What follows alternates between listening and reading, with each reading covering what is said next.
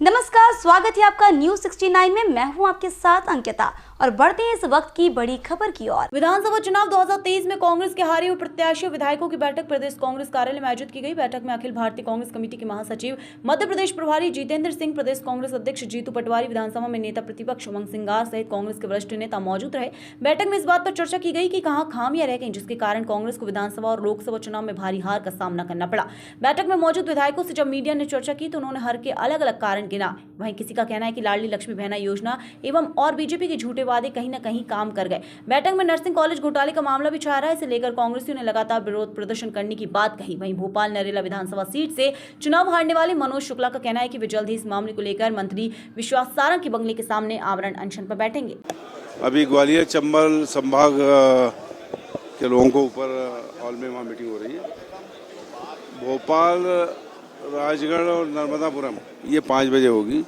अलग अलग टाइम दिए और वहाँ मंथन होगा और कुल मिला के चुनाव में क्या स्थिति रही, चाहे वो विधानसभा हो या लोकसभा, कैसे मजबूती की जा सकती है, इन सब मामलों में मंथन होगा और हम लोग अपने अपने सुझाव देंगे।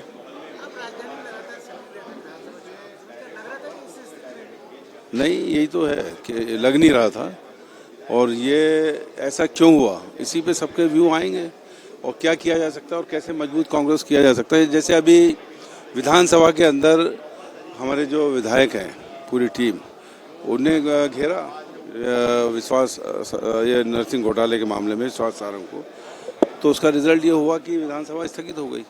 तो इसी तरह से फील्ड पे भी जाकर संघर्ष करना पड़ेगा। ये इन सब बातों में देखिए, पार्टी की कुछ परंपराएं हैं और जिसके तहत दिल्ली से लेकर भोपाल तक और जिले तक की समीक्षा का फैसला पार्टी ने किया है।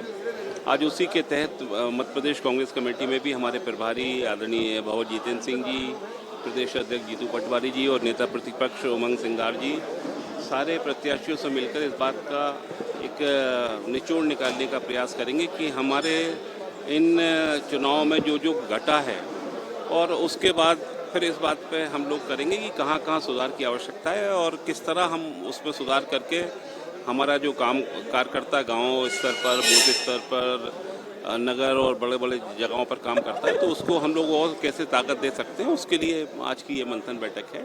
ये एक अच्छी पहल है पार्टी की।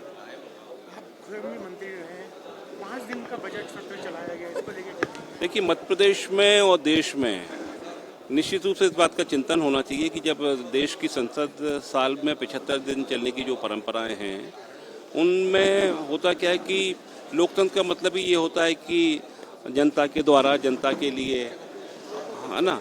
तो अब ऐसा लग रहा है कि मध्य प्रदेश में 20 साल में भारतीय जनता पार्टी ने लोकतंत्र को ख़त्म कर दिया है। केवल वो औपचारिक रूप से एक बैठक बुलाते हैं, बजट पास करते हैं और सत्र अवसान कर देते हैं। तो ऐसा लगता है कि जो विधायक चुने गए हैं, ना उनकी आवाज़ आ रही है, ना शून्यकाल लग सकते, ना ध्यानाकर्षण की सूचनाएं लग सकती, ना प्रश्न लग सकते। तो फिर ऐसे में इन विधायकों का तो अधिकार का हनन हो रहा है ना। जनता की आवाज़ सदन में उठ ही नहीं पा रही है। हम लोग जब पिछली याद करते हैं तो दिग्विजय सिंह जी के ज़माने में साल भर में 75 दिन सदन चलता था।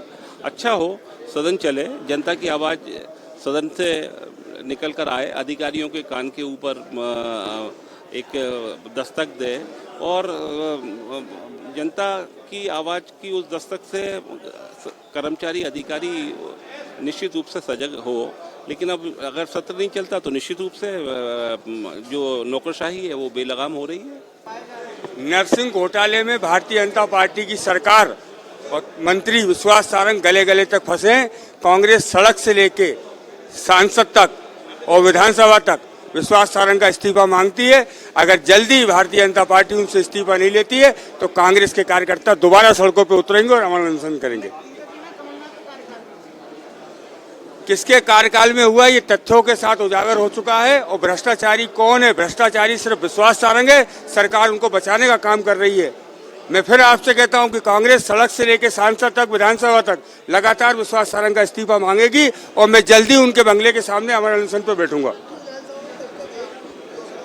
मैंने कहा ना कि मैं जल्दी उनके बंगले के सामने अमर अनशन पर बैठूंगा जब तक उनका इस्तीफा नहीं होगा। जब तक विधानसभा चुनाव की रिजल्ट और लोकसभा एक्चुअल में 2023 जब चुनाव हो रहे थे, जब पूरे मध्य प्रदेश में कांग्रेस का एक माहौल था। हम लोगों ने जब चुनाव लड़ा तो हम जब फील्ड में काम कर रहे थे, वहाँ ऐसा कुछ जब जनता से मिलते थे तो विरोध के बहुत सारे स्वर थे। जो एक लाडली लक्ष्मी योजना चली और जैसा कि ईवीएम का भी कहा जाता है, ईवीएम में भी गड़बड़ है, उसी वजह से इतनी लंबी हार हुई है। और संगठन में जैसे आज चर्चा हो रही है कि संगठन को मजबूत करने के लिए जितने भी संगठनात्मक हमारे प्रकोष्ठ हैं उन सब की जिम्मेदारी तय करना चाहिए और हमें ज़मीन पे उस कार्यकर्ता के पास जाना चाहिए जो एक्चुअल में कांग्रेस की लड़ाई लड़ सकता है। इस खबर पर आपकी क्या है राय, हमें कमेंट सेक्शन में जरूर बताएं। तब तक के लिए धन्यवाद।